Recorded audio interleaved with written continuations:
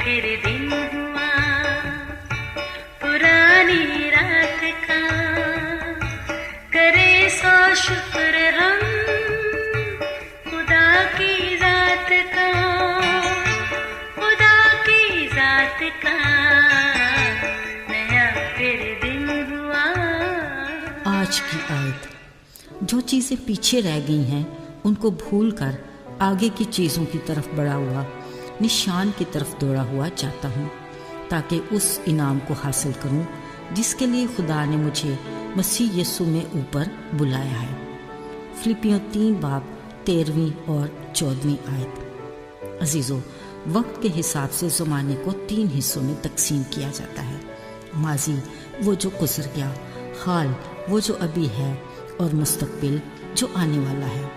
ماضی ہمارے وہ مشاہدات اور تجربات ہیں جس سے ہم دوچار ہوئے۔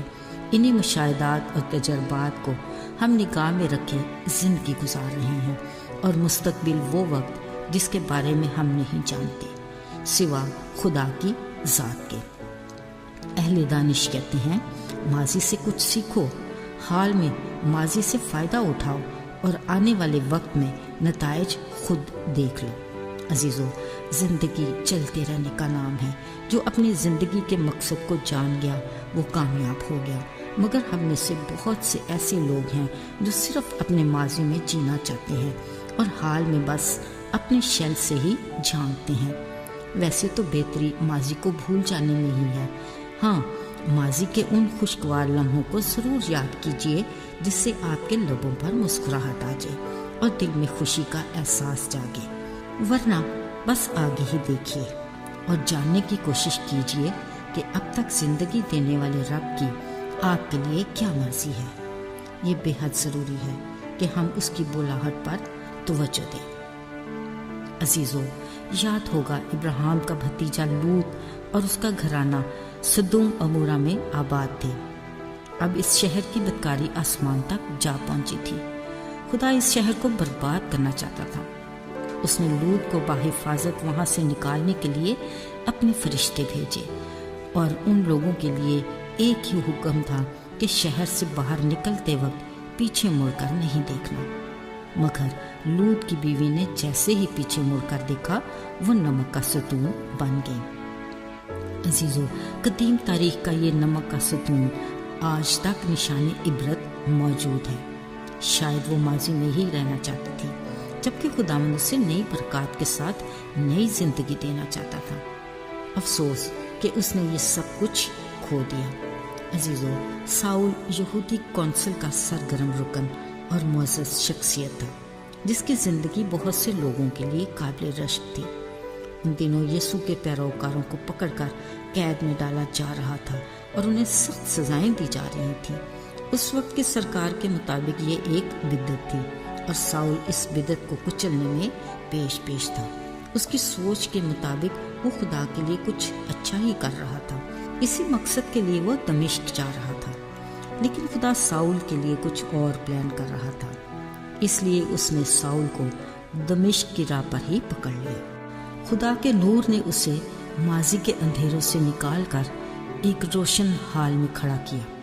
عزیزو، اس نے نہیں بلکہ خدا نے اسے چنا تھا، مگر اس نے بھی اپنی بلاہٹ کو اچھے سے جان لیا۔ اب وہ ساؤل نہیں، پالوس رسول تھا۔ خدا بڑے منصوبے کے تحت اس سے بڑا اور خاص کام لینا چاہتا تھا۔ نئی زندگی میں آتے ہی اس نے نئی روحانی دوڑ کا آغاز کیا۔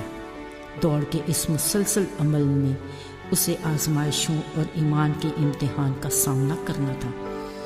اسے اس اصول سے آگاہی تھی کہ ہر دوڑنے والے کا ایک ٹارگٹ ہوتا ہے اور اس کی نگاہ اسی پر رہنی چاہیے۔ اگر وہ رک جائے یا پیچھے مڑ کر دیکھے، ہار یقینی ہے۔ اس لیے اس نے کہا، جو چیزیں پیچھے رہ گئیں انہیں چھوڑ کر آگے کی چیزوں کی طرف بڑھا، اس نشان کی طرف دوڑا جاتا ہوں تاکہ انعام کو حاصل کروں۔ اب پالوس رسول ماضی سے مکمل طور پر نکل کر حال میں جان فشانی کرتا ہوا مستقبل میں انعام کا منتظر تھا جو مسیح نے اس کے لیے رکھا تھا۔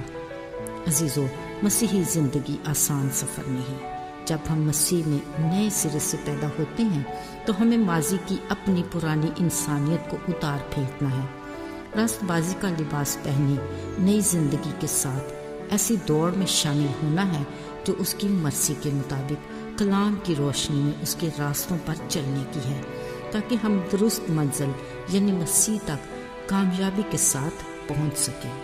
اس دوڑ میں اپنی آزمائشوں پر فتح پانے اور امتحان میں کامیاب ہونے کے لیے کچھ اصولوں پر عمل پیرا ہونے کی ضرورت ہے۔ خداوند کا کلام واضح ہے کہ شریعت کی یہ کتاب تیرے منہ سے نہ ہٹے، بلکہ تجھے دن اور رات اس کا دھیان رہے، تاکہ جو کچھ اس میں لکھا ہے ان سب پر تو احتیاط کر کے عمل کر سکے، تبھی تجھے اقبال مندی کی راہ نصیب ہوگی اور تو خوب کامیاب ہوگا۔ عزیزو، اس سری اصول کی بدولت اپنی زندگی کی اس دوڑ میں انعام کی حصولی یقینی ہے۔ آئیے دعا کریں۔ اے آسمانی باپ، ہم جانتے ہیں کہ تو نے ہمیں چن لیا ہے، اس کے لیے ہم تیرا شکریہ ادا کرتے ہیں۔ اس سے پہلے کہ ہم اپنے دن کی مصروفیات شروع کریں، چاہتے ہیں کہ تیرے حضور خاموشی کے لمحات میں تیرے ارادے اور مرضی کو جانیں۔ ہمیں برکت دے اور رہنمائی کر کہ جہاں تو ہمیں استعمال کرنا چاہتا ہے ہم پورے دل سے حاضر ہیں۔ دلیری دے کہ ہم تیری مرضی کو پورا کر سکیں، نہ صرف آج بلکہ جب تک ہم زندہ ہیں۔ یہ سب کچھ یسوع کے نام سے مانگتے ہیں، آمین۔